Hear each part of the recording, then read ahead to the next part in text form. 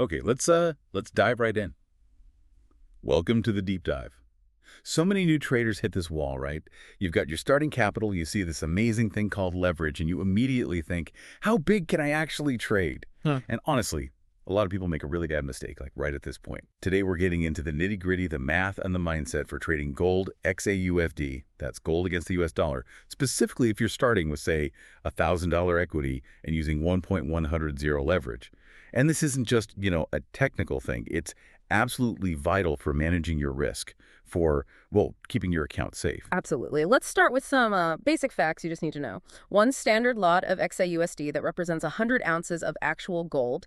And let's, for this conversation, assume gold's price is hovering around maybe $2,350 an ounce. Of course, that price moves all the time. So doing the math, one standard lot, that contract is worth a pretty hefty $235,000. Wow. Okay, $235,000. That's the underlying value we're talking about controlling. Exactly. That's the value. And that's where leverage comes in. It's like borrowed power from your broker, isn't it? It really amps up what you can control. With 1.100 leverage, for every dollar you put in, the broker lets you control $100 worth of the asset. Powerful stuff. A very powerful tool, yes. But like you said, host speaker, it cuts both ways. It's definitely a double-edged sword. So let's connect that back to someone listening, maybe you, with that $1,000 starting capital. Okay, yeah. So $1,000 equity times 100 leverage. Yeah. That gives you a theoretical buying power of $100,000. Right, $100,000 buying power. But here's the reality check. Remember that one standard lot, the $235,000 contract? To actually open that trade, just one lot, you'd need about $2,350 set aside just for margin. Ah, okay. Margin, the collateral. Precisely. And $2,350, well, that's obviously quite a bit more than the $1,000 you started with, so you can't even trade one full lot. Okay, so that makes sense. So if you can't trade a full lot, what is the absolute maximum you could theoretically trade with that $100,000 buying power? There's a formula, right? Yeah. Lot size buying power divided by... The total contract value, yeah. So plugging in the numbers we've been using. $100,000 divided by $235,000. That comes out to roughly 0.42 lots, give or take. 0.42 lots. That's the theoretical edge. But, I mean, just looking at that number, what's the danger in thinking, okay, I'll just trade 0.42 lots, especially for someone new? That's a really critical point. The big trap is confusing theoretical maximum with smart trading.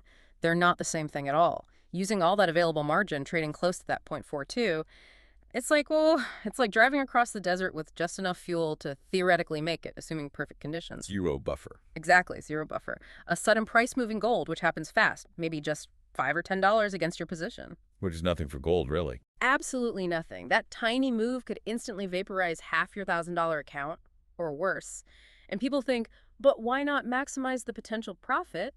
The flaw there is, yeah, it could maximize profit if you're instantly right and lucky, but it almost guarantees you get wiped out the first time the market hiccups against you. There's just no room. No room for error, no room to learn, no room for normal market swings. Okay, so pushing the limit is basically asking for trouble.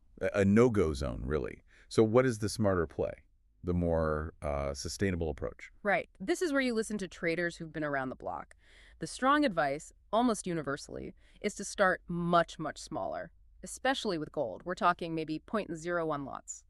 Or perhaps up to 0.1 lots, but probably starting even smaller than that. Okay, 0.01 to 0.10. That's a big difference from 0.42. Huge difference. And think about the margin needed. At 0.10 a lots, you'd need only about $235 in margin. Right, leaving most of your $1,000 free. Exactly, that free margin, that buffer, that's your safety net. That's what lets you handle the volatility.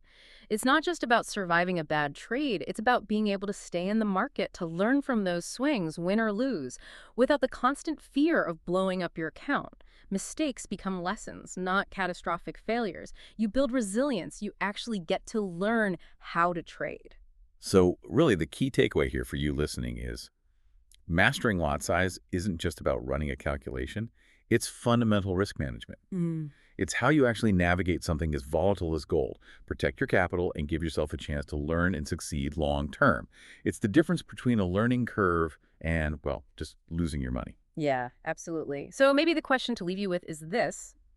As you develop your own approach to risk in a market that's always changing, what new questions should you be asking yourself? What insights are you looking for to make sure you're staying resilient, adaptable, and always learning without, betting the farm on every trade? Something to think about.